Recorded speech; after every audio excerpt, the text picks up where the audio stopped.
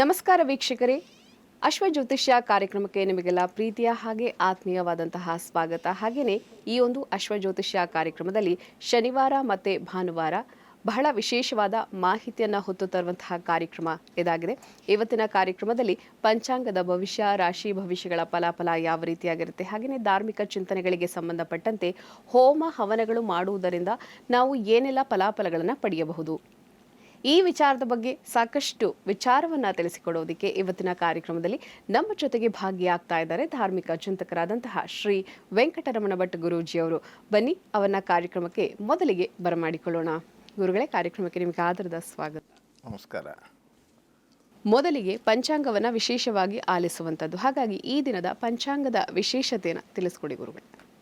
ಶ್ರೀ ಗುರುಭ್ಯೋ ನಮಃ. ಹರಿ ಓಂ. ಗುರುಬ್ರಹ್ಮ ಗುರುರ್ವಿಷ್ಣು ಗುರುರ್ದೇವೋ ಮಹೇಶ್ವರ, ಗುರುಃ ಸಾಕ್ಷಾತ್ ಪರಂ ಬ್ರಹ್ಮ ತಸ್ಮೈ ಶ್ರೀ ಗುರವೇ ನಮಃ. ಏಕ ಏವ ಪರಬ್ರಹ್ಮ ಪರಮಾತ್ಮಾ ದಿಗಂಬರಃ, ಸ್ವಯಮೇವ ಗುರುಃ ಸಾಕ್ಷಾತ್ ಸುಬ್ರಾಯಃ ಪಾತು ನಃ ಸದಾ. ಕಾರುಣ್ಯಮೂರ್ತಿಂ ಕಮನೀಯರೂಪಂ ದಿಗಂಬರಂ ಯೋಗಿಗಣೈಃ ಸುಪೂಜ್ಯಂ, ಸ್ವಭಕ್ತರಕ್ಷಾರ್ಥಕೃತಾವತಾರಂ ಸುಬ್ರಾಯರಾಜಂ ಶರಣಂ ಪ್ರಪದ್ಯೆ. ಶ್ರೀಪಾದರಾಜಂ ಶರಣಂ ಪ್ರಪದ್ಯೆ. ದತ್ತಾತ್ರೇಯೋ ಮಹಾಯೋಗಿ ಭಗವಾನ್ ಭೂತಭಾವನಃ, ಚತುರ್ಭುಜೋ ಮಹಾವಿಷ್ಣುಃ ಯೋಗಸಾಮ್ರಾಜ್ಯದೀಕ್ಷಿತಃ. ನಮಃ ಶಾಂತಾಯ ದಿವ್ಯಾಯ ಸತ್ಯಧರ್ಮಸ್ವರೂಪಿಣೇ ಸ್ವಾನಂದಾಮೃತತೃಪ್ತಾಯ ಶ್ರೀಧರಾಯ ನಮೋ ನಮಃ. ಶ್ರೀಮದ್ ಗಂಗಾಧರೇಂದ್ರ ಸರಸ್ವತಿ ಮಹಾಸ್ವಾಮಿಗಳವರ ಪಾದಪದ್ಮಗಳಲ್ಲಿ ಶಿರಸಾಷ್ಟಾಂಗವಾಗಿ ಭಕ್ತಿಪೂರ್ವಕವಾಗಿ ನಮಸ್ಕರಿಸುತ್ತಾ, ಶ್ರೀ ಕ್ರೋಧಿನಾಮ ಸಂವತ್ಸರ ದಕ್ಷಿಣಾಯನ ವರ್ಷ ಋತು ಶ್ರಾವಣ ಮಾಸ ಕೃಷ್ಣ ಪಕ್ಷ ಬೆಳಗ್ಗೆ 7:52 ಪಂಚಮಿ, ಆನಂತರ ಷಷ್ಠಿ, ಶನಿವಾರ ಅಶ್ವಿನಿ ನಕ್ಷತ್ರ, ವೃದ್ಧಿನಾಮಯೋಗ, ತೈತಿಲೆ ಕರ್ಣ. ಇದು ಇವತ್ತಿನ ಪಂಚಾಂಗ. ಸರಿ ಗುರುಗಳೇ, ಪಂಚಾಂಗದ ವಿಶೇಷತೆ ಯಾವ ರೀತಿಯಾಗಿದೆ ಅನ್ನೋದನ್ನು ತಿಳಿಸ್ಕೊಟ್ರಿ. ಅದೇ ರೀತಿ ಈ ದಿನ ಶನಿವಾರ ನಾವು ಯಾವ ಮಂತ್ರವನ್ನು ಆಲಿಸಬೇಕು ಮತ್ತು ಯಾವ ಶ್ಲೋಕವನ್ನು ಪಠಣೆ ಮಾಡುವಂಥದ್ದು ಬಹಳ ವಿಶೇಷ, ಅದನ್ನು ತಿಳಿಸ್ಕೊಡಿ ಗುರುಗಳೇ. ಓಂ ಶಮಗ್ನಿರಗ್ನಿಭಿಃ ಕರಚ್ಛನ್ನಸ್ತಪತು ಸೂರ್ಯಾಃ, ಸಂವಾತೋ ವಾತ್ವರಪ ಅಪಸೃಧಾಃ. ಓಂ ಪ್ರಜಾಪತೇನ ತ್ವದೇತಾನ್ಯನ್ಯೋ ವಿಶ್ವಾ ಜಾತಾನಿ ಪರಿತಾ ಬಭೂವ, ಯತ್ಕಾಮಾಸ್ತೆ ಜುಹುಮಸ್ತನ್ನೋ ಅಸ್ತು ವಜಗ್ಗಸ್ಯಾಮ ಪತಯೋ ರಜೀಣಾಂ. ಓಂ ಇಮಯ್ಯಮಪ್ರಸ್ತರಮಾಹಿ ಸೀತಾಂಗಿರೋಭಿಃ ಪಿತೃಭಿಃ ಸಂವಿಧಾನಃ, ಆತ್ವಾ ಮಂತ್ರಾಃ ಕವಿಶಸ್ತಾವಹಂತ್ವೇನ ರಾಜನ ಹವಿಷಾ ಮಾತಜಸ್ವ. ಇದು ನಾವು ಇವತ್ತಿನ ದಿವಸ ಹೇಳುವಂತಹ ಶ್ಲೋಕ, ಕೇಳುವಂತಹ ಮಂತ್ರ. ಅದೇ ರೀತಿಯಾಗಿ ಈ ದಿನದ ದ್ವಾದಶ ರಾಶಿಗಳಲ್ಲಿ ಮೊದಲ 6 ರಾಶಿಗಳಾದಂತಹ ಮೇಷ, ವೃಷಭ, ಮಿಥುನ, ಕರ್ಕಾಟಕ, ಸಿಂಹ, ಕನ್ಯಾ, ಈ ರಾಶಿಗಳ ಫಲಾಫಲ ಯಾವ ರೀತಿಯಾಗಿದೆ ಮತ್ತು ಈ 6 ರಾಶಿಗಳಲ್ಲಿ ದೋಷ ಇರುವಂಥವರು ಯಾವ ರೀತಿಯಾದೊಂದು ಪರಿಹಾರವನ್ನು ಮಾಡ್ಕೋಬೇಕು ಅಂತ. ಮೇಷರಾಶಿ ಮೊದಲನೇದಾಗಿ ನಮಗೆ ಮೇಷರಾಶಿಯಲ್ಲಿ ಇರುವವರಿಗೆ ಇವತ್ತಿನ ದಿವಸ ಆರೋಗ್ಯದಲ್ಲಿ ಸುಧಾರಣೆ ಆಗುವಂತಹ ಸಾಧ್ಯತೆ ಇದೆ. ಆರೋಗ್ಯದಲ್ಲಿ ಸುಧಾರಣೆ ಅಂತಂದರೆ ನಮಗೆ ವಿಶೇಷವಾಗಿ ಸಂತೋಷ ಆಗ್ತದೆ. ಆದರೆ ನಮ್ಮ ಕೈಯಲ್ಲಿ ನಮ್ಮ ಆರೋಗ್ಯ ಹೇಳುವಂಥದ್ದು ಅದು ಇರ್ತದೆಯಂತೆ. ಯಾಕೆಂದರೆ ಸಾಮಾನ್ಯವಾಗಿ ನಾವು ಸ್ವೀಕಾರ ಮಾಡುವಂತಹ ಎಲ್ಲ ರೀತಿಯಾದಂಥ ಆಹಾರ ಪದಾರ್ಥಗಳಲ್ಲೇ ನಮಗೆ ಆರೋಗ್ಯ ಇರ್ತದೆ ಹೇಳಾಯಿತು. ಅದಕ್ಕಾಗಿ ನಾವು ಆದಷ್ಟು ಕರಿದ ಪದಾರ್ಥಗಳನ್ನು ಹೆಚ್ಚಿಗೆ ನಾವು ಸೇವನೆ ಮಾಡಬಾರ್ದಂತೆ, ಅಥವಾ ಆದಷ್ಟು ನಾವು ಈ ರಾಸಾಯನಿಕವಾಗಿ ಅದು ತಯಾರು ಮಾಡಿದಂಥ ಯಾವುದೇ ರೀತಿಯ ಆಹಾರ ಅದನ್ನು ನಾವು ಸ್ವೀಕಾರ ಮಾಡದೇ ಇದ್ದರೆ ನಮಗೆ ನಮ್ಮ ಒಂದು ಆರೋಗ್ಯ ಹೇಳುವಂಥದ್ದು ನಮ್ಮ ಕೈಯಲ್ಲೇ ಇರ್ತದೆಯಂತೆ. ಯಾಕೆಂದರೆ ಈಗ ನಮಗೆ ಅಂಗೈಯಲ್ಲೇ ಎಲ್ಲವೂ ಇದೆ ಅಂತ ಹೇಳ್ತಾರೆ. ನಮ್ಮ ಅಂಗೈಯಲ್ಲೇ ಎಲ್ಲದೂ ಇದೆ. ಹಾಗೆ ನಮ್ಮ ಆರೋಗ್ಯನೂ ಕೂಡ ನಮ್ಮ ಅಂಗೈಯಲ್ಲೇ ಇರ್ತದೆ ಅಂತೆ. ಹೇಗೆ ಅಂಗೈಯಲ್ಲಿರ್ತದೆ? ನಾವು ಅಂಗೈಯಲ್ಲೇ ಊಟ ಮಾಡೋದಲ್ಲಿ, ಊಟ ಮಾಡೋದು ಅಂಗೈಯಲ್ಲೇ. ಇಲ್ಲಿಂದನೇ ನಮಗೆ ರೋಗಗಳು ಬರುತ್ತದೆ, ಇಲ್ಲಿಂದನೇ ರೋಗಗಳು ಪರಿಹಾರವಾಗ್ತದೆ. ಅದಕ್ಕಾಗಿ ನಾವು ಕೈಯಲ್ಲೇ ಊಟ ಮಾಡಬೇಕು ಅಂತ ಹೇಳೋದು. ಚಮಚದಲ್ಲಿ ಕೆಲವು ಊಟ ಮಾಡೋದರಿಂದ ಅದರಿಂದ ಏನಾಗ್ತದೆ ಅಂತಾದರೆ ನಮಗೆ ಕೆಲವು ಸಣ್ಣ ಪುಟ್ಟ ಆರೋಗ್ಯದಲ್ಲಿ ವ್ಯತ್ಯಾಸ ಆಗಲಿಕ್ಕೆ ಅದು ಕಾರಣ ಆಗಿರ್ತದೆ ಅಂತ. ನಾವು ಅದಕ್ಕಾಗಿ ಈ ನಮ್ಮ ಅಂಗೈ ಈ ಮಧ್ಯಭಾಗದಲ್ಲಿ, ಈ ಅಂಗೈ ಮಧ್ಯಭಾಗದಲ್ಲಿ ಅಮೃತ ಇರ್ತದೆ ಅಂತ, ಅಮೃತ. ಅದಕ್ಕಾಗಿ ನಾವು ಅದೆಲ್ಲ ನಾವು ಸರಿಯಾಗಿ ಆಹಾರವನ್ನು ಕಲಸ್ಕೊಳ್ಬೇಕು. ಹಿಂಗೆ ಮೇಲ್ಗಡೆ ಇದರಷ್ಟು ಹಿಂಗೆಷ್ಟೇ ನಾವು ಊಟ ಮಾಡೋದಲ್ಲ, ಎಲ್ಲ ಬದಿ ಕಲಸ್ಕೊಂಡು ಆಮೇಲೆ ಹಿಂಗೆ ಊಟ ಮಾಡಬೇಕು. ಯಾಕೆಂದರೆ 5 ಬೆಟ್ಟು ಮನುಷ್ಯನಿಗೆ 5 ಬೆಟ್ಟು ಯಾವ ಥರ ಇದೆಯೋ 5 ಬೆಟ್ಟಿಂದ 5 ರೀತಿಯಾದಂಥ ಉಪಯೋಗ ಇದೆ. ನಾವು ಅದಕ್ಕೆ ಯಾವ ರೀತಿ 5 ರೀತಿಯಾದಂಥ ದೇವತೆಗಳು ಅಂತ ಏನು ಕರಿತೇವೆ, ಹಾಗೆ 5 ಬೆಟ್ಟಿನಲ್ಲೂ ಕೂಡ 5 ರೀತಿಯಾದಂಥ ಉಪಯೋಗಗಳು ಇರ್ತದೆ. ಯಾವ ರೀತಿ? ಪ್ರಾಣ, ಅಪಾನ, ವ್ಯಾನ, ಉದಾನ, ಸಮಾನ. ಯಾವ ರೀತಿ 5 ರೀತಿಯಾದಂಥ ಅಗ್ನಿಗಳು ಇದ್ದಾವೋ ಹಾಗೆ ಭೂಮಿ, ನೀರು, ಗಾಳಿ, ಹಾಗೆ ಅಗ್ನಿ, ಹಾಗೆ ವಾಯು, ಹಾಗೆ ಆಕಾಶ, ಹೀಗೆ 5 ರೀತಿಯಾದಂಥ ಯಾವ ರೀತಿ ಇದ್ದಾವೋ ಹಾಗೆ ಅವೆಲ್ಲದಕ್ಕೂ ಕಾರಣ ನಮ್ಮಲ್ಲೇ ಇದ್ದಾರೆ. ನಮ್ಮ ಶರೀರದಲ್ಲಿ ಇರತಕ್ಕಂಥ ದೇವತೆಗಳು ನಾವು ಹೊರಗಡೆ ಹೋಗಲಿಕ್ಕೆ, ಹೊರಗಡೆ ನಾವು ಏನು ನೋಡಿದ್ರೂ ಕೂಡ ನಮ್ಮ ಒಳಗಡೆನೇ ಇದ್ದಾವಂತೆ. ಎಲ್ಲ ದೇವತೆಗಳು 33 ಕೋಟಿ ದೇವತೆಗಳು ಕೂಡ ಯಾವ ರೀತಿ ಹಸುವಿನಲ್ಲಿ ಇದ್ದಾರೋ ಹಾಗೆ ನಮ್ಮಲ್ಲೇ ಆ ದೇವತೆಗಳು, ಎಲ್ಲ ದೇವತೆಗಳು ಕೂಡ ಇದ್ದಾರೆ. ಅದು ನಮ್ಮ ಹೃದಯದಲ್ಲೇ ಇದ್ದಾರೆ. ಆ ಹೃದಯದಲ್ಲಿ ಇರತಕ್ಕಂಥ ದೇವತೆಗಳನ್ನು, ಭಗವಂತನನ್ನು, ಪರಮಾತ್ಮನನ್ನು ನಾವು ತಿಳಿದುಕೊಂಡ್ರೆ ನಮಗೆ ಎಲ್ಲವೂ ಕೂಡ ಎಲ್ಲದರ ಅನುಭವ ಇರ್ತದೆಯಂತೆ. ಯಾರು ಭಗವಂತನನ್ನು ತಿಳಿದುಕೊಳ್ತಾರೋ, ಯಾರು ಆತ್ಮವನ್ನು ತಿಳಿದುಕೊಳ್ತಾರೋ ಅದಕ್ಕೆ ಆತ್ಮಜ್ಞಾನಿ ಆಗಬೇಕು ಅಂತ ಹೇಳ್ತಾರೆ. ಆತ್ಮಜ್ಞಾನಿಗಳು ಈಗ ಶುಕ ಮಹರ್ಷಿಗಳು, ಹಾಗೆ ಜನಕ ಮಹಾರಾಜ. ಜನಕ ಮಹಾರಾಜ ಅವನು ಜ್ಞಾನಿನೇ ಆಗಿದ್ದಂತೆ.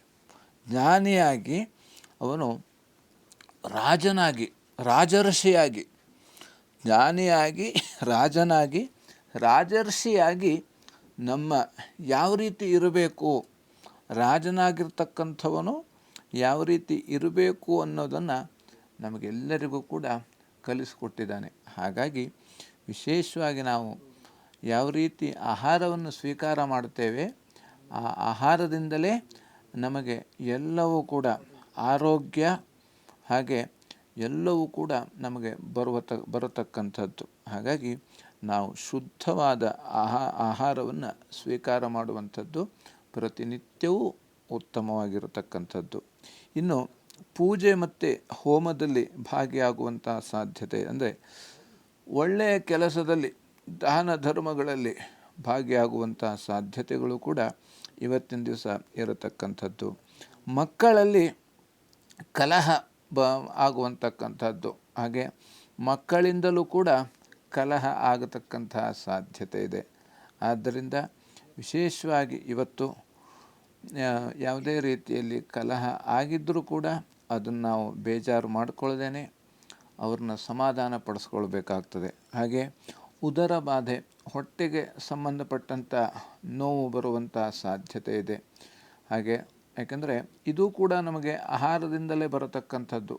ಯಾವುದೇ ರೀತಿಯಲ್ಲಿ ಆಹಾರ ವ್ಯತ್ಯಾಸ ಆದಾಗಲೂ ಕೂಡ ಹೊಟ್ಟೆಗೆ ಸಂಬಂಧಪಟ್ಟಂಥ ನೋವು ಬರತಕ್ಕಂಥದ್ದು ಇರತಕ್ಕಂಥದ್ದು. ಹಾಗಾಗಿ ಧನ್ವಂತರಿ ಜಪವನ್ನು ಇವತ್ತಿನ ದಿವಸ ನಾವು ಮಾಡೋದರಿಂದ ಎಲ್ಲ ರೀತಿಯಲ್ಲಿ ಅನುಕೂಲ ಇರತಕ್ಕಂಥದ್ದು. ಇನ್ನು ವೃಷಭ ರಾಶಿಯಲ್ಲಿರುವವರಿಗೆ ಅಧಿಕವಾಗಿ ವ್ಯಯ ಆಗುವಂಥ ಸಾಧ್ಯತೆ ಇದೆ. ಖರ್ಚು ಸ್ವಲ್ಪ ಜಾಸ್ತಿ ಆಗತಕ್ಕಂಥದ್ದು. ಹಾಗೆ ವೈರಿಗಳಿಂದಲೂ ಕೂಡ ತೊಂದರೆ ಬರುವಂಥ ಸಾಧ್ಯತೆ ಇದೆ. ಹಾಗೆ ಬಂಧುಗಳಿಂದಲೂ ಕೂಡ ತೊಂದರೆ ಬರತಕ್ಕಂಥದ್ದು. ಆದ್ದರಿಂದ ಪೆಟ್ರೋಲ್ ಉದ್ಯಮದವರಿಗೆ ಇವತ್ತಿನ ದಿವಸ ಲಾಭ ಆಗತಕ್ಕಂಥ ಸಾಧ್ಯತೆ ಇದೆ. ಹಾಗಾಗಿ ಶ್ರೀ ಸೂಕ್ತ ಪಾರಾಯಣ ಮಾಡೋದರಿಂದ ಎಲ್ಲ ರೀತಿಯಲ್ಲಿ ಅನುಕೂಲ ಆಗತಕ್ಕಂಥದ್ದು. ಇನ್ನು ಮಿಥುನ ರಾಶಿಯಲ್ಲಿರುವವರಿಗೆ ಇವತ್ತಿನ ದಿವಸ ಸಹೋದರರಲ್ಲಿ ಕಲಹ ಆಗುವಂಥ ಸಾಧ್ಯತೆ ಇದೆ. ವ್ಯಾಪಾರದಿಂದಲೂ ಕೂಡ ಲಾಭ ಆಗತಕ್ಕಂಥದ್ದು. ಹಾಗೆ ಎದೆನೋವು ಬರುವಂಥ ಸಾಧ್ಯತೆ ಇದೆ. ಎದೆನೋವು ಕಾಣಿಸ್ಕೊಂಡಾಗ ಅದಕ್ಕೆ ಏನು ಚಿಕಿತ್ಸೆಯನ್ನು ಕೊಡಬೇಕು ಅದನ್ನು ನಾವು ಪಡಿಬೇಕಾಗ್ತದೆ. ಯಾಕೆಂದರೆ ಈಗ ಸಾಮಾನ್ಯವಾಗಿ ಎದೆನೋವು ಬರ್ತದೆ. ಅದರಿಂದ ಕೆಲವು ಜನರಿಗೆ ಸ್ವಲ್ಪ ಅಪಾಯ ಇರತಕ್ಕಂಥದ್ದು. ಹಾಗಾಗಿ ನಾವು ಇವತ್ತಿನ ದಿವಸ ಹೆದರ್ಕೊಳ್ಳೋದೇನಿಲ್ಲ. ಆದರೂ ಕೂಡ ಈ ಎದೆನೋವು ಬರತಕ್ಕಂಥದ್ದು ಅದು ಈ ಕರಿದ ಪದಾರ್ಥ ತಿನ್ನುವುದರಿಂದಲೂ ಅಥವಾ ಕೆಲವು ತುಪ್ಪವನ್ನು ಜಾಸ್ತಿ ಸ್ವೀಕಾರ ಮಾಡುವುದರಿಂದಲೂ ಕೂಡ ಆ ಎದೆನೋವು ಬರತಕ್ಕಂಥದ್ದು ಅದು ವೈಜ್ಞಾನಿಕವಾಗಿಯೂ ಒಂದು ಕಾರಣ ಇದೆ. ಯಾಕೆಂದರೆ ಈ ಯಾವ ರೀತಿ ನಮ್ಮ ಹೃದಯ ಅದು ಯಾವ ರೀತಿ ಈ ರಕ್ತವನ್ನು ಅದು ಸಂಚಾರ ಮಾಡುತ್ತದೆ ಅಂದರೆ ರಕ್ತ ಶುದ್ಧಿ ಮಾಡುತ್ತದೆ. ಅದು ಯಾವ ರೀತಿ ಹೃದಯಕ್ಕೆ ಹೋಗಿ ಅದು ಶುದ್ಧಿ ಆಗ್ತದೆ. ಅದಕ್ಕಾಗಿ ಎಲ್ಲೋ ವ್ಯತ್ಯಾಸ ಆಗಿದ್ರೂ ಕೂಡ ಅದು ಹೃದಯದ ಮೂಲಕವಾಗಿ ಪರಿಶುದ್ಧವಾಗಿ ಬರತಕ್ಕಂಥದ್ದು. ಯಾವ ರೀತಿ ನಮಗೆ ಈ ವಾಹನಗಳಲ್ಲಿ ಇಂಜಿನ್ ಅಂತ ನಾವು ಕರಿತೇವೆ, ಇಂಜಿನ್ ಯಾವ ರೀತಿ ಮುಖ್ಯನೋ ಹಾಗೆ ನಮ್ಮ ಈ ವಾಹನಕ್ಕೆ ಯಾವ ರೀತಿ ಹೃದಯನೇ ಮುಖ್ಯವಾಗಿ ಇಂಜಿನ್ ಆಗಿರ್ತದೆ. ಯಾಕೆಂತಂದರೆ ಆ ರಕ್ತ ಪರಿಚಲನೆ ಆಗತಕ್ಕಂಥದ್ದು ಭಗವಂತನ ಶಕ್ತಿಯಿಂದಲೇ. ಯಾಕೆಂದರೆ ಅದು ನಾವು ಗಮನಿಸಿದ್ರೆ ಗೊತ್ತಾಗ್ತದೆ. ಈ ನಾವು ಮೇಲೆ ಹೋಗೋದು ತುಂಬ ಕಷ್ಟ ಆಗ್ತದೆ. ಈಗ ನೀರನ್ನು ಪಂಪಿನ ಮೂಲಕವಾಗಿ ಅದು ಮೇಲೆ ಹೋಗ್ತದೆ. ನೀರು ಮೇಲೆ ಹೋಗ್ತದೆ. ಆ ಶಕ್ತಿ ಅದು ಎಲ್ಲೋ ವ್ಯತ್ಯಾಸ ಆಯಿತು ಅಂತ ಆದರೆ ಆ ಶಕ್ತಿ ಕರೆಂಟ್ ಇಲ್ಲ ಅಂತಾದರೆ ನೀರು ಯಾವುದೂ ಇಲ್ಲ. ಆದರೆ ನಮಗೆ ಹಾಗಿಲ್ವಲ್ಲಿ. ಕರೆಂಟ್ ಇರಲಿ ಬಿಡಲಿ, ನಾವು ಮಲ್ಕೊಳ್ಳಿ ಅಥವಾ ಕೂತ್ಕೊಳ್ಳಿ, ಏನು ಮಾಡ್ತಾ ಇರಲಿ ಏನು ಮಾಡದೇ ಇರಲಿ, ಆ ರಕ್ತ ಪರಿಚಲನೆ ಹೇಳ್ತಕ್ಕಂಥದ್ದು 24/7. ಒಂದು ನಿಮಿಷನೂ ಅದು ನಿಲ್ಲೋದಿಲ್ಲ. ಅದು ತನ್ನ ಕೆಲಸವನ್ನು ಮುಗಿಸ್ತು ಅಂತ ಆದರೆ ಈ ಶರೀರದ ಕತೆ ಮುಗೀತು. ಯಾಕಂದರೆ ಭಗವಂತನ ಶಕ್ತಿ ಯಾವ ಥರ ಇದೆ ಅಂತ ಹೇಳಲಿಕ್ಕೆ ಇದೇ ಉದಾಹರಣೆ. ಆ ಹೃದಯವನ್ನು ನೋಡಿದಾಗ ನಮಗೆ ಗೊತ್ತಾಗ್ತದೆ, ಯಾವ ರೀತಿ ಭಗವಂತ ಇದ್ದಾನೆ. ಅದಕ್ಕೆ ಹೃದಯದಲ್ಲೇ ಇರೋದು ಭಗವಂತ ಇರೋದೇ ಹೃದಯದಲ್ಲಿ. ಆದರೂ ಅವ ಈ ಕಣ್ಣಿಗೆ ಮಾತ್ರ ಕಾಣೋದಿಲ್ಲ. ಈ ಕಣ್ಣಿಗೆ ಅವ ಕಾಣಲಿಕ್ಕೆ ಸಾಧ್ಯನೇ ಇಲ್ಲ. ಅವನನ್ನು ನೋಡಬೇಕು ಅಂದರೆ ನಾವು ಭಕ್ತಿಯಿಂದ ಅವನು ನೋಡಲಿಕ್ಕೆ ಸಾಧ್ಯ, ಭಕ್ತ ನೋಡಲಿಕ್ಕೆ ಸಾಧ್ಯ. ಹಾಗಾಗಿ ಎಲ್ಲ ರೀತಿಯಲ್ಲೂ ಕೂಡ ಇವತ್ತಿನ ದಿವಸ ವಿದ್ಯಾರ್ಥಿಗಳಿಗೆ ಅನುಕೂಲ ಆಗುವಂಥ ಸಾಧ್ಯತೆ ಇದೆ. ಹಾಗೆ ವಿಷ್ಣು ಸಹಸ್ರನಾಮ ಪಾರಾಯಣ ಮಾಡೋದರಿಂದ ಎಲ್ಲ ರೀತಿಯಲ್ಲಿ ಅನುಕೂಲ ಆಗತಕ್ಕಂಥದ್ದು. ಇನ್ನು ಕರ್ಕಾಟಕ ರಾಶಿಯಲ್ಲಿರೋರಿಗೆ ವಿದ್ಯಾರ್ಥಿಗಳಿಗೆ ತೊಂದರೆ ಆಗುವಂತಹ ಸಾಧ್ಯತೆ ಇದೆ. ಅನ್ನಸ್ಥಾನದಲ್ಲೂ ಕೂಡ ತೊಂದರೆ ಆಗತಕ್ಕಂಥದ್ದು. ಹಾಲು ಮತ್ತು ಹೈನುಗಾರಿಕೋದ್ಯಮಕ್ಕೆ ಇವತ್ತಿನ ದಿವಸ ಲಾಭ ಇರತಕ್ಕಂಥದ್ದು. ತಂಪು ಪಾನೀಯ ಅಂಗಡಿ ಅಥವಾ ಬೇರೆ ಯಾವುದೇ ರೀತಿಯಾದಂಥ ಈ ಟೀ ಕಾಫಿ ಅಂಗಡಿ ಇದನ್ನೆಲ್ಲ ಯಾರು ಮಾಡ್ತಾ ಇರ್ತಾರೆ ಅಂಥವರಿಗೂ ಕೂಡ ಇವತ್ತಿನ ದಿವಸ ಒಳ್ಳೆಯ ರೀತಿಯಲ್ಲಿ ಅನುಕೂಲ ಆಗತಕ್ಕಂಥದ್ದು. ಶಾರದಾಂಬಾ ಸ್ಮರಣೆ, ಶಾರದಾಂಬಾ ದರ್ಶನ ಇದನ್ನೆಲ್ಲ ಮಾಡೋದರಿಂದ ಎಲ್ಲ ರೀತಿಯಲ್ಲಿ ಅನುಕೂಲ ಇರತಕ್ಕಂಥದ್ದು. ಹಾಗೆ ಸಿಂಹರಾಶಿಯಲ್ಲಿರುವವರಿಗೆ ಆರೋಗ್ಯದಲ್ಲಿ ವ್ಯತ್ಯಾಸ ಆಗುವಂಥ ಸಾಧ್ಯತೆ ಇದೆ. ಹಾಗೆ ಉದರ ಬಾಧೆ, ಹೊಟ್ಟೆಗೆ ಸಂಬಂಧಪಟ್ಟಂಥ ಸಮಸ್ಯೆ ಆಗುವಂಥ ಸಾಧ್ಯತೆ ಇದೆ. ಹಾಗೆ ಸಾಧು ಸಂತರ ದರ್ಶನ ಹೇಳತಕ್ಕಂಥದ್ದು ಇವತ್ತಿನ ದಿವಸ ಮಾಡುವಂಥ ಸಾಧ್ಯತೆ ಇದೆ. ಹಾಗೆ ತೀರ್ಥಯಾತ್ರೆ ಮಾಡತಕ್ಕಂಥವರು ಇವತ್ತಿನ ದಿವಸ ಯಾತ್ರೆಗೆ ಹೊರಡುವಂಥದ್ದು. ಆದರೆ ಶನಿವಾರ ಆಗಿರೋದ್ರಿಂದ ಒಂದು ತೀರ್ಥಯಾತ್ರೆ ಮಾಡಬೇಕಾದ್ರೆ ನಾವಂದರೆ ದೂರ ಪ್ರಯಾಣ ಮಾಡುವವರಿದ್ದರೆ ಸೂರ್ಯ ಅಸ್ತದ ನಂತರ ನಾವು ಮನೆಯನ್ನು ಬಿಡುವಂಥದ್ದು ಅಥವಾ ಸೂರ್ಯೋದಯದ ಒಳಗಡೆ ನಾವು ಮನೆಯನ್ನು ಬಿಡತಕ್ಕಂಥದ್ದು ತುಂಬ ಮುಖ್ಯ ಆಗಿರ್ತದೆ. ಹಾಗೆ ಮೃತ್ಯುಂಜಯ ಜಪ ಮಾಡುವುದರಿಂದ ಎಲ್ಲ ರೀತಿಯಲ್ಲಿ ಅನುಕೂಲ ಆಗತಕ್ಕಂಥದ್ದು. ಇನ್ನು ಕನ್ಯಾ ರಾಶಿಯಲ್ಲಿರುವವರಿಗೆ ವೈರಿಯಿಂದ ತೊಂದರೆ ಬರುವಂಥ ಸಾಧ್ಯತೆ ಇದೆ, ಹಾಗೆ ಮಲಿನ ಆಗುವಂಥ ಸಾಧ್ಯತೆ ಇದೆ, ಅಪವಾದ ಬರತಕ್ಕಂಥ ಸಾಧ್ಯತೆ ಇದೆ. ಹಾಗಾಗಿ ಇದು ಯಾವುದು ನಮಗೆ ಬಂದರೂ ಕೂಡ ನಾವು ಅದಕ್ಕೆ ಯಾವ ರೀತಿ ಸೋಲೆ ಗೆಲುವಿನ ಸೋಪಾನ ಅಂತ ನಾವು ತೆಗೆದುಕೊಳ್ಳಬೇಕು.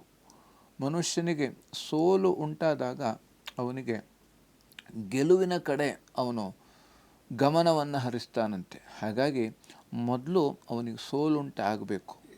ಆವಾಗ ಅವನಿಗೆ ಜಾಗ್ರತೆಯಿಂದ ತಾನು ಎಲ್ಲಿ ತಪ್ಪಿದ್ದೇನೆ, ಎಲ್ಲಿ ಎಡವಿದ್ದೇನೆ, ಎಲ್ಲಿ ನಾವು ಸರಿಪಡಿಸ್ಕೊಳ್ಬೇಕು ಅಂತ ಅವನಿಗೆ ಗೊತ್ತಾಗುವಂಥದ್ದು. ಹಾಗಾಗಿ ಇವತ್ತಿನ ದಿವಸ ಏನು ಭಯಪಡಬೇಕಾದ್ದಿಲ್ಲ. ದತ್ತಮಾಲಾ ಮಂತ್ರ ಪಠಣದಿಂದ ಎಲ್ಲ ರೀತಿಯಲ್ಲೂ ಕೂಡ ಅನುಕೂಲ ಆಗತಕ್ಕಂಥದ್ದು.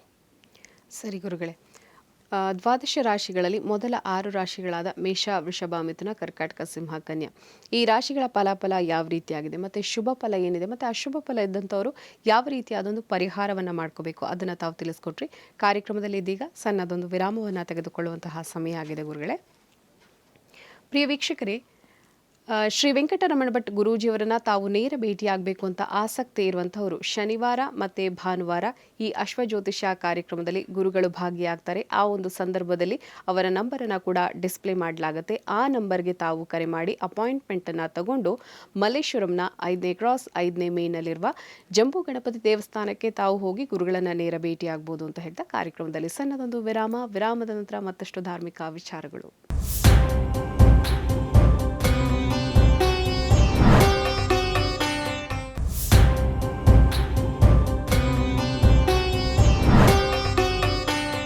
ವಿರಾಮದ ನಂತರ ಅಶ್ವಜ್ಯೋತಿಷ್ಯ ಕಾರ್ಯಕ್ರಮಕ್ಕೆ ಮತ್ತೊಮ್ಮೆ ಸ್ವಾಗತ ವೀಕ್ಷಕರೇ.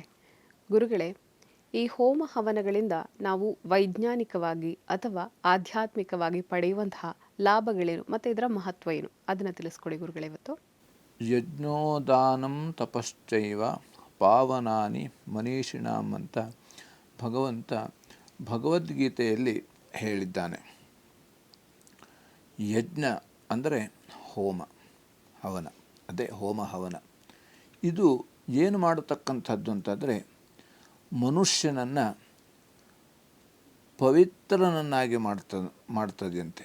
ಯಾಕೆಂದರೆ ನಮಗೆ ಸ್ನಾನದಿಂದ ಶರೀರ ಶುದ್ಧವಾಗ್ತದೆ. ಪ್ರತಿನಿತ್ಯವೂ ಸ್ನಾನ ಮಾಡಬೇಕು. ದಿನಕ್ಕೆ 1 ಬಾರಿ ಆದರೂ ಸ್ನಾನ ಮಾಡಬೇಕು. ಆದರೆ ಕೆಲವು 2 ಬಾರಿ ಸ್ನಾನ ಮಾಡುವಂಥವರು ಇದ್ದಾರೆ. ಸನ್ಯಾಸಿಗಳು 3 ಬಾರಿ ಸ್ನಾನ ಮಾಡ್ತಾರೆ, ಪ್ರತಿ 3 ಹೊತ್ತು. ಹಾಗಾಗಿ ಇದರಿಂದ ಏನಾಗ್ತದೆ ಅಂತಾದರೆ ನಮ್ಮ ಶರೀರ ಶುದ್ಧವಾಗ್ತದೆ ಅಂತೆ. ಹಿಂದೆ ಒಂದು ಮಾತು ನೆನಪಾಗ್ತದೆ. ಹಿಂದೆ ಶ್ರೀಧರ ಸ್ವಾಮಿಗಳು ಇರಬೇಕಾದ್ರೆ ಅವ್ರ ಹತ್ರ ಒಬ್ಬನು ಹೋಗಿದ್ನಂತೆ. ಅವರು ಏಕಾಂತದಲ್ಲಿ ಇರುವಾಗ ಆ ಸಂದರ್ಭದಲ್ಲಿ ಹೋಗ್ಕೊಂಡು ಕೇಳಿದಂತೆ, ನೀವು ಏನು ಮಾಡ್ತಾಯಿದ್ದೀರಿ ಅಂತ ಕೇಳಿದಂತೆ. ಆವಾಗ ಅವರು ಅದನ್ನ ಹೇಳಿದಂತೆ, ನಾನು ಏನೂ ಮಾಡೋದಿಲ್ಲ, ಬೆಳಗ್ಗೆ ಒಂದು ಸ್ನಾನ, ಮಧ್ಯಾಹ್ನ ಒಂದು ಸ್ನಾನ, ಸಾಯಂಕಾಲ ಒಂದು ಸ್ನಾನ ಮಾಡ್ತೇನೆ ಅಂತ ಹೇಳಿದ್ರಂತೆ. ಆಮೇಲೆ ಅವರು ಇವನು ಈ ಕಡೆ ಬಂದ ಮೇಲೆ ಅಲ್ಲಿ ಇದ್ದವ್ರ ಹತ್ರ, ಅಲ್ಲಿ ಅವ್ರನ್ನ ಸೇವೆ ಮಾಡ್ತಾ ಇದ್ದವ್ರಿಗೆ ಹೇಳಿದ್ರಂತೆ, ಅವನು ಬಂದು ನಾನೇನು ಮಾಡಬೇಕು ಅಂತ ಕೇಳಲಿಲ್ಲ, ನೀವೇನು ಮಾಡ್ತಾಯಿದ್ದೀರಿ ಅಂತ ಕೇಳ್ಕೊಂಡು ಹೋದ. ಅವನಿಗಷ್ಟೇ, ಯಾಕಂದರೆ ಅವನಿಗೆ ಋಣ ಹೇಳೋದು ಅಷ್ಟೇ ಇತ್ತು. ಈಗ ನಮ್ಮ ಕಥೆನೂ ಹಾಗೆ ಆಗ್ಬಿಟ್ಟದೆ. ನಾವು ಭಗವಂತನ ದರ್ಶನಕ್ಕೆ ಹೋಗ್ಕೊಂಡು ನಾವು ಅಲ್ಲಿ ಅವರು ಸರಿ ಇಲ್ಲ ಅಥವಾ ಇವರು ಸರಿ ಇಲ್ಲ, ಅವರು ಸರಿಯಾಗಿ ನನ್ನನ್ನು ಮಾತಾಡಿಸ್ಲಿಲ್ಲ, ಹೀಗಾಗಿ ನನಗೆ ಹೀಗಾಯಿತು ಹಂಗಾಯಿತು ಅಂತ ನಾವು ವಿಚಾರ ಮಾಡ್ತೇವೆ. ಅದಕ್ಕಾಗಿ ನಾವು ಇದರಲ್ಲಿ ವ್ಯತ್ಯಾಸ ಆದಾಗ, ಅಂದರೆ ಯಾಕಂದರೆ ಎಲ್ಲವೂ ಕೂಡ ನಮ್ಮ ಕರ್ಮದಿಂದಲೇ ನಮಗೆ ಶುಭ ಫಲ ಅಶುಭ ಫಲ ಹೇಳತಕ್ಕಂಥದ್ದು ಸಿಗುವಂಥದ್ದು. ಈ ಶುಭ ಫಲ ನಮಗೆ ಸಿಗಬೇಕು ಅಂತಾದರೆ ಅದಕ್ಕೆ ಹೇಳಿದ್ದಾರೆ. ಯಜ್ಞ ಅಂದರೆ ನಮಗೆ ಈಗ ವೈಜ್ಞಾನಿಕವಾಗಿ ನಮಗೆ ಯಜ್ಞವನ್ನು ಮಾಡುವುದರಿಂದ ಏನಾಗ್ತದೆ ಅಂತಾದರೆ, ಆ ಹೋಮದ ಹೊಗೆ ಹೇಳತಕ್ಕಂಥದ್ದು ಯಾವ ರೀತಿಯಲ್ಲಿ, ಅದು ವನಸ್ಪತಿಗಳು, ಆ ವನಸ್ಪತಿಗಳ ಅದು ನಮಗೆ ಈ ಶರೀರಕ್ಕೆ ಬೇಕಾಗಿರ್ತದೆ ಅದು. ಈ ಕೆಲವು ಯಾವುದು ನವಗ್ರಹ ಹೋಮದಲ್ಲಿ 9 ವಿಧವಾದಂಥ ಸಮಿತಿನಿಂದ ಹೋಮವನ್ನು ಮಾಡತಕ್ಕಂಥದ್ದು. ಸೂರ್ಯನಿಗೆ ಅದಕ್ಕೆ ಎಕ್ಕೆ ಹಾಗೆ ಚಂದ್ರನಿಗೆ ಮುತುಕಲು ಪಾಲಾಶ ಅಂತ ಕರೀತೇವೆ. ಹಾಗೆ ಅಂಗಾರಕನಿಗೆ ಅವನಿಗೆ ಖೈರ ಅಂತ ಕರೀತಾರೆ. ಹಾಗೆ ಬುಧನಿಗೆ ಉತ್ತರಣೆ, ಹಾಗೆ ಗುರುವಿಗೆ ಅಶ್ವತ್ಥ, ಹಾಗೆ ಶುಕ್ರನಿಗೆ ಔದುಂಬರ ಅಂದರೆ ಹತ್ತಿ, ಹಾಗೆ ಶನೇಶ್ವರನಿಗೆ ಶಮಿ ಪತ್ರೆ ಅಂತ ಕರೀತಾರೆ. ಹಾಗೆ ರಾಹುವಿಗೆ ದೂರ್ವೆ, ಕೇತುವಿಗೆ ದರ್ಬೆ. ಇದರಿಂದ ಹೋಮ ಮಾಡಿದಾಗ ಅಂದರೆ ಇದು ವನಸ್ಪತಿ, ಈ ವನಸ್ಪತಿಯಿಂದ ಹೋಮ ಮಾಡಿದಾಗ, ಆ ಸಮಿತಿನಿಂದ ಹೋಮ ಮಾಡಿದಾಗ ಏನಾಗ್ತದೆ ಅಂತಾದರೆ ಅದು ನಮ್ಮಲ್ಲಿ ಇರತಕ್ಕಂಥ ಈ ಶ್ವಾಸಕೋಶದ ಸಮಸ್ಯೆ ಅಂತ ಏನು ಹೇಳ್ತಾರೆ, ಉಸಿರಾಟದ ಸಮಸ್ಯೆ. ಈ ಕೆಲವು ಜನರಿಗೆ ಉಸಿರಾಡಲಿಕ್ಕೆ ಆಗೋದಿಲ್ಲ, ಈ ದಮ್ಮು ಬಂದದೆ ಅಂತ ಹೇಳ್ತಾರೆ, ದಮ್ಮು. ಅಂಥವರಿಗೆ ಈ ಹೋಮದ ಆ ರೀತಿಯ ಹೊಗೆಯಿಂದ ಅವರು ಆ ಉಸಿರಾಟದ ಸಮಸ್ಯೆ ಹೇಳ್ತಕ್ಕಂಥದ್ದು ಅದಕ್ಕೆ ಪರಿಹಾರ ಆಗತಕ್ಕಂಥದ್ದು ಒಂದು. ಎರಡನೇದಾಗಿ ಈ ಸಾಮಾನ್ಯವಾಗಿ ಆ ಹೋಮದ ಹೊಗೆಯಿಂದ ಯಾವುದೇ ರೀತಿಯಾದಂಥ ಸೊಳ್ಳೆ, ನೊಣ ಇದು ಯಾವುದು ಕೂಡ ಬರುವುದಿಲ್ವಂತೆ. ಹೋಮದ ಹೊಗೆಯಿಂದ ಆದರೆ ಆ ಹೋಮದ ಹೊಗೆಯಿಂದ ಏನಾಗ್ತದೆ ಅಂತ ಅಂದರೆ ಎಷ್ಟೋ ವಿಷಜಂತುಗಳು ಅಲ್ಲಿ ಬರುವುದಿಲ್ವಂತೆ. ವಿಷಗಾಳಿ ಅಂತ ಕರೀತಾರೆ. ಆ ಗಾಳಿಯಲ್ಲೇ ಕೂಡ ವಿಷಮಯವಾದಂಥ ಗಾಳಿ ಇರ್ತದೆ, ಅಂಥ ಗಾಳಿ ಬರೋದಿಲ್ಲ. ಈ ಅಂಥ ಗಾಳಿ ಬರದೇ ಇರಲಿಕ್ಕೆ 2 ಕಾರಣ ಇರ್ತದೆ. ಈ ಕುದುರೆಬೆಳ್ಳ ಹಾವು ಅಂತ ನಾವು ಕರಿತೇವೆ, ಅಥವಾ ನಾಗರ ಹಾವು ಅಂತೇನು ಕರಿತೇವೆ. ಕುದುರೆಬೆಳ್ಳ ಬೇರೆ, ನಾಗರ ಹಾವು ಬೇರೆ. ಅವು ಆ ವಿಷವಾದಂಥ ಗಾಳಿಯನ್ನು ಅವು ಸ್ವೀಕಾರ ಮಾಡ್ತಾವಂತೆ. ಅದಕ್ಕಾಗಿ ಅವ್ರಿಗೆ ವಿಷ ಇರೋದು. ವಿಷ ಅವರು ಸ್ವೀಕಾರ ಮಾಡ್ಕೊಂಡು ನಮಗೆ ಆ ಅದನ್ನು ಪರಿವರ್ತನೆ ಮಾಡಿ ಒಳ್ಳೆ ಗಾಳಿಯನ್ನು ಕೊಡ್ತಾರಂತೆ. ಆದರೆ ನಾವೇನು ತಿಳ್ಕೊಂಡಿದ್ದೇವೆ ಅಂತಾದರೆ ಈ ಆ ಕುದುರೆಬೆಳ್ಳ ಹಾವು ಅಥವಾ ಸರ್ಪನ ಹಾವು ಇದ್ದರೂ ನಮಗೆ ನಾವೇನು ಮಾಡ್ದೋದ್ರೆ ಅವು ನಮಗೇನು ಮಾಡೋದಿಲ್ಲ. ಆದರೆ ಆ ವಿಷಮಯವಾದಂಥ ಗಾಳಿಯನ್ನು ಅವರು ಸ್ವೀಕಾರ ಮಾಡಿ ನಮಗೆ ಒಳ್ಳೆಯ ರೀತಿಯಾದಂಥ ಗಾಳಿಯನ್ನು ಕೊಟ್ಟು ನಮ್ಮ ರಕ್ಷಣೆಯನ್ನು, ಈ ಮನುಷ್ಯನ ರಕ್ಷಣೆಯನ್ನು ಮಾಡ್ತಾ ಇರೋದು. ಹಾಗಾಗಿ ಇದಕ್ಕೆಲ್ಲ ಕಾರಣ ಏನು ಅಂತಾದರೆ ನಾವು ಈ ರೀತಿಯಾಗಿ ಆ ಎಲ್ಲ ಪ್ರಾಣಿಗಳನ್ನು ನಾವು ರಕ್ಷಣೆ ಮಾಡಬೇಕು, ಸಂರಕ್ಷಣೆ ಮಾಡಬೇಕು. ಈ ರೈಲ್ವೆ ಬೋಗಿ ಯಾವ ರೀತಿ ಇರ್ತದೆಯೋ ಹಾಗೆ ಎಲ್ಲವೂ ಬೇಕು, ಎಲ್ಲರೂ ಬೇಕು, ಎಲ್ಲವೂ ಬೇಕು. ಯಾವ ರೀತಿ ವಿಷನೂ ಬೇಕು, ಅಮೃತನೂ ಬೇಕು. ಯಾಕೆಂದರೆ ಕೆಲವೊಂದಕ್ಕೆ ವಿಷ ಬೇಕು, ಕೆಲವೊಂದಕ್ಕೆ ಅಮೃತ ಬೇಕು. ಉಪ್ಪು ನೀರು ಬೇಕು, ಸಿಹಿ ನೀರು ಬೇಕು. ಉಪ್ಪು ನೀರಿಲ್ಲ ಅಂದರೆ ಆಗೋದಿಲ್ಲ, ನಮಗೆ ಉಪ್ಪಿಲ್ಲ ಅಂದರೆ ಆಗೋದಿಲ್ಲ, ಉಪ್ಪು ಬೇಕು. ಹಾಗೆ ಸಿಹಿನೂ ಬೇಕು. ಹೀಗೆ ಇದು ವೈಜ್ಞಾನಿಕ ಕಾರಣ. ಇನ್ನು ಆಧ್ಯಾತ್ಮಿಕವಾಗಿ ನಮ್ಮ ಯಾವ ರೀತಿ ಸೂಕ್ಷ್ಮ ವಾಯುಮಂಡಲವನ್ನು ಶುದ್ಧ ಮಾಡತಕ್ಕಂಥದ್ರಲ್ಲಿ ಈ ಹೋಮದ ಹೊಗೆಯು ಅದು ಕೂಡ ಒಂದಾಗಿರ್ತದೆ. ಯಾವ ರೀತಿ ವಿಜ್ಞಾನಿಗಳು ಓಜೋನ್ ಪದರ ಯಾವ ರೀತಿ ರಂಧ್ರವಾಗಿದೆ, ಅದಕ್ಕಾಗಿ ಈಗ ವಾತಾವರಣದಲ್ಲಿ ಬಿಸಿಲಿನ ಪ್ರಮಾಣ ಜಾಸ್ತಿ ಬರ್ತಾ ಇದೆ, ನೀರು ಬೇಗನೆ ಆವಿ ಆಗ್ತಾ ಇದೆ, ಭೂಮಿಯಲ್ಲಿ ನೀರು ನಿಂತ್ಕೊಳ್ತಾ ಇಲ್ಲ, ಹಿಂಗೆ ಹೋಗಿಬಿಡ್ತದೆ. ಇದೆಲ್ಲ ಕಾರಣ ಯಾವ ರೀತಿ ಹೇಳ್ತಿದ್ದಾರೋ ಹಾಗೆ ಆ ಸೂಕ್ಷ್ಮವಾದಂಥ ವಾಯುಮಂಡಲವನ್ನು ಶುದ್ಧ ಮಾಡುವುದರಲ್ಲಿ ಈ ಹೋಮದ ಹೊಗೆಯೂ ಕೂಡ ಒಂದಾಗಿರ್ತದೆ. ಹಾಗೆ ಗೋವು, ತುಳಸಿ ಇವೆಲ್ಲವೂ ಕೂಡ ಸೂಕ್ಷ್ಮ ವಾಯುಮಂಡಲವನ್ನು ಶುದ್ಧ ಮಾಡತಕ್ಕಂಥದ್ದು. ಹಾಗಾಗಿ ಈ ಯಜ್ಞ ಹೇಳತಕ್ಕಂಥದ್ದು ಬಂತು ಅಂತಾದರೆ ಅದು ನಾವು ಹೇಳ್ತಾ ಇದ್ದರೂ ಮತ್ತು ಮುಗಿಯುವುದೇ ಇಲ್ಲ. ಈಗ ನಮಗೆ ಟೈಮು ಸ್ವಲ್ಪ ಸಮಯ ಕಾಲಾವಕಾಶ ಕಡಿಮೆ ಇರೋದರಿಂದ ಬೇರೆ ದಿವಸ ಅದನ್ನು ಮುಂದುವರಿಸೋಣ. ಸರಿ ಗುರುಗಳೇ, ಬಹಳ ವಿಶೇಷವಾಗಿ ಈ ಹೋಮ ಹವನಗಳನ್ನು ಮಾಡೋದ್ರಿಂದ ವೈಜ್ಞಾನಿಕವಾಗಿ ನಾವು ಏನೆಲ್ಲ ಒಂದು ಉಪಯೋಗಗಳನ್ನು ಪಡೆಯಬಹುದು, ಇದರ ಜೊತೆಗೆ ಆಧ್ಯಾತ್ಮಿಕವಾಗಿ ಇದರ ಒಂದು ಚಿಂತನೆಯನ್ನು ಹೇಗೆ ಮಾಡ್ಬೋದು, ಇದರಿಂದ ಏನೊಂದು ಮಹತ್ವ ಪಡೆದಿದೆ, ಈ ವಿಚಾರವನ್ನು ತಾವು ತಿಳಿಸ್ಕೊಟ್ರಿ. ಇದರ ಜೊತೆಗೆ ಉಳಿದಂತಹ ರಾಶಿಗಳಾದಂತಹ ತುಲಾ, ವೃಶ್ಚಿಕ, ಧನಸ್ಸು, ಮಕರ, ಕುಂಭ, ಮೀನ ಈ ರಾಶಿಗಳ ಫಲಾಫಲ ಹೇಗಿದೆ, ಮತ್ತು ಶುಭ ಫಲ ಏನಿದೆ, ಅಶುಭ ಫಲ ಇದ್ದವರು ಇವತ್ತು ಯಾವ ರೀತಿಯಾದ ಪರಿಹಾರ ಮಾಡ್ಕೋಬೇಕು ಅದನ್ನು ತಿಳಿಸ್ಕೊಡಿ ಗುರುಗಳೇ. ಇನ್ನು ತುಲಾರಾಶಿಯಲ್ಲಿರುವವರಿಗೆ ಹೆಂಡತಿಯಿಂದ ಸಹಕಾರ ಹೇಳತಕ್ಕಂಥದ್ದು ಇವತ್ತಿನ ದಿವಸ ಸಿಗುವಂಥದ್ದು. ದೂರ ಪ್ರಯಾಣ ಮಾಡುವಂಥ ಸಾಧ್ಯತೆ ಇದೆ. ಹಾಗೆ ಬಟ್ಟೆ ವ್ಯಾಪಾರಿಗಳಿಗೆ ತೊಂದರೆ ಆಗುವಂಥ ಸಾಧ್ಯತೆ ಇದೆ. ವಾಹನದಿಂದಲೂ ಕೂಡ ತೊಂದರೆ ಆಗತಕ್ಕಂಥದ್ದು. ದುರ್ಗಾ ಪೂಜೆ ಮಾಡುವುದರಿಂದ ಎಲ್ಲ ರೀತಿಯಲ್ಲಿ ಅನುಕೂಲ ಆಗತಕ್ಕಂಥದ್ದು. ಇನ್ನು ವೃಶ್ಚಿಕ ರಾಶಿಯಲ್ಲಿರುವವರಿಗೆ ಶತ್ರುವಿನಿಂದ ತೊಂದರೆ ಬರುವಂಥ ಸಾಧ್ಯತೆ ಇದೆ. ಹಾಗೆ ವೃತ್ತಿಯಲ್ಲಿ ಕಿರಿಕಿರಿ ಆಗುವಂಥ ಸಾಧ್ಯತೆ ಇದೆ. ಸಾಲ ಆಗುವಂಥ ಸಾಧ್ಯತೆ ಇದೆ. ಹಾಗೆ ವಿದ್ಯಾರ್ಥಿಗಳಿಗೆ ಅನುಕೂಲ ಆಗತಕ್ಕಂಥದ್ದು ಇವತ್ತಿನ ದಿವಸ. ಗೋ ಸೇವೆ ಮಾಡೋದರಿಂದ ಎಲ್ಲ ರೀತಿಯಲ್ಲಿ ಅನುಕೂಲ ಆಗತಕ್ಕಂಥದ್ದು. ಇನ್ನು ಧನುರಾಶಿಯಲ್ಲಿರುವವರಿಗೆ ಮಕ್ಕಳಿಂದ ಸಹಾಯ ಆಗತಕ್ಕಂಥದ್ದು. ವಿದ್ಯಾರ್ಥಿಗಳಿಗೂ ಕೂಡ ಅನುಕೂಲ ಆಗತಕ್ಕಂಥದ್ದು. ಹಾಗೆ ದಾನ ಧರ್ಮಗಳಲ್ಲಿ ತೊಂದರೆ ಬರುವಂಥ ಸಾಧ್ಯತೆ ಇದೆ. ತೀರ್ಥಯಾತ್ರೆಯಲ್ಲೂ ಕೂಡ ತೊಂದರೆ ಬರತಕ್ಕಂಥ ಸಾಧ್ಯತೆ ಇದೆ.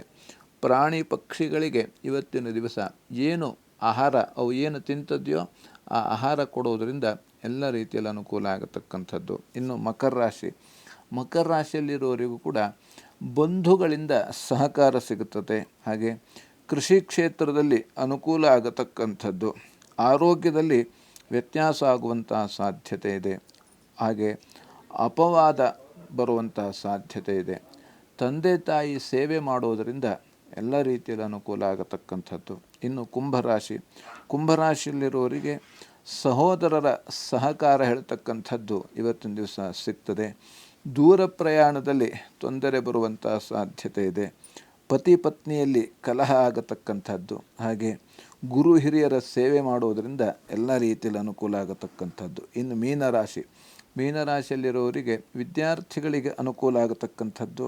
ಹಾಗೆ ವ್ಯಾಪಾರಿಗಳಿಗೂ ಕೂಡ ಇವತ್ತಿನ ದಿವಸ ಅನುಕೂಲ ಇದೆ. ಶತ್ರುಗಳಿಂದ ತೊಂದರೆ ಬರತಕ್ಕಂಥ ಸಾಧ್ಯತೆ ಇದೆ. ಹಾಗೆ ಸಾಲ ಆಗುವಂಥ ಸಾಧ್ಯತೆಯೂ ಕೂಡ ಇರತಕ್ಕಂಥದ್ದು. ಗೋ ಸೇವೆ ಮಾಡೋದರಿಂದ ಎಲ್ಲ ರೀತಿಯಲ್ಲಿ ಅನುಕೂಲ ಆಗತಕ್ಕಂಥದ್ದು. ಆದ್ದರಿಂದ ನಾವು ಇವತ್ತಿನ ದಿವಸ ದಿನಕ್ಕೆ ಒಂದು 5 ನಿಮಿಷ ಅಥವಾ 10 ನಿಮಿಷ ಆದರೂ ಕೂಡ ಭಗವದ್ಗೀತಾ ಪಾರಾಯಣ ಮಾಡೋದರಿಂದ ಅಥವಾ ನಾವು ಯಾವುದೋ ಗುರುಚರಿತ್ರೆಯನ್ನು ಓದೋದರಿಂದ ಅಥವಾ ವಿಷ್ಣು ಸಹಸ್ರನಾಮವನ್ನು ಪಾರಾಯಣ ಮಾಡೋದರಿಂದ ಇವತ್ತಿನ ದಿವಸ ನಾವು ಎಲ್ಲ ಯಾವುದೇ ರೀತಿಯಲ್ಲಿ ತೊಂದರೆ ಆಗುವುದಿದ್ದರೂ ಕೂಡ ಆ ಪ್ರಮಾಣವನ್ನು ಕಡಿಮೆ ಮಾಡಿಕೊಂಡು ಅಥವಾ ನಮಗೆ ಆ ಸಮಸ್ಯೆಯನ್ನು ಎದುರಿಸುವಂಥ ಶಕ್ತಿಯನ್ನು ನಾವು ತಂದುಕೊಳ್ಳಬಹುದು. ಆದ್ದರಿಂದ ಭಕ್ತಿಯಿಂದ ಭಗವಂತನ ಸ್ಮರಣೆಯನ್ನು ಮಾಡಿದಲ್ಲಿ ನಮಗೆ ಎಲ್ಲ ರೀತಿಯಾದಂಥ ಭಯವೂ ಕೂಡ ನಿವಾರಣೆ ಆಗತಕ್ಕಂಥದ್ದು. ಧಾರ್ಮಿಕ ಚಿಂತನೆಗಳಿಗೆ ಸಂಬಂಧಪಟ್ಟಂತೆ ಸಾಕಷ್ಟು ವಿಶೇಷವಾದ ಮಾಹಿತಿಯನ್ನು ನಮ್ಮ ಪ್ರಿಯ ವೀಕ್ಷಕರಿಗೆ ತಾವು ತಿಳಿಸ್ಕೊಟ್ರಿ. ಕಾರ್ಯಕ್ರಮದಲ್ಲಿ ಭಾಗಿಯಾಗಿದ್ದಕ್ಕಾಗಿ ಹೃತ್ಪೂರ್ವಕ ಧನ್ಯವಾದಗಳು ಗುರುಗಳೇ. ನಮಸ್ಕಾರ. ಲೋಕಾಃ ಸಮಸ್ತಾಃ ಸುಖಿನೋ ಭವಂತು, ಸಮಸ್ತ ಸನ್ಮಂಗಳಾನಿ ಭವಂತು. ಎಲ್ಲರಿಗೂ ಕ್ಷೇಮವಾಗಲಿ.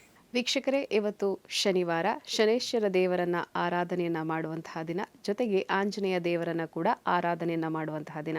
ಹಾಗಾಗಿ ಈ ದೇವರುಗಳ ಕೃಪೆಗೆ ನಾವೆಲ್ಲರೂ ಪಾತ್ರರಾಗೋಣ ಅಂತ ಹೇಳ್ತಾ ಇದಾಗಿತ್ತು ಈ ಹೊತ್ತಿನ ಅಶ್ವಜ್ಯೋತಿಷ್ಯ. ನೋಡ್ತಾರಿ ಅಶ್ವವೇಗ ನ್ಯೂಸ್. ನಮಸ್ಕಾರ.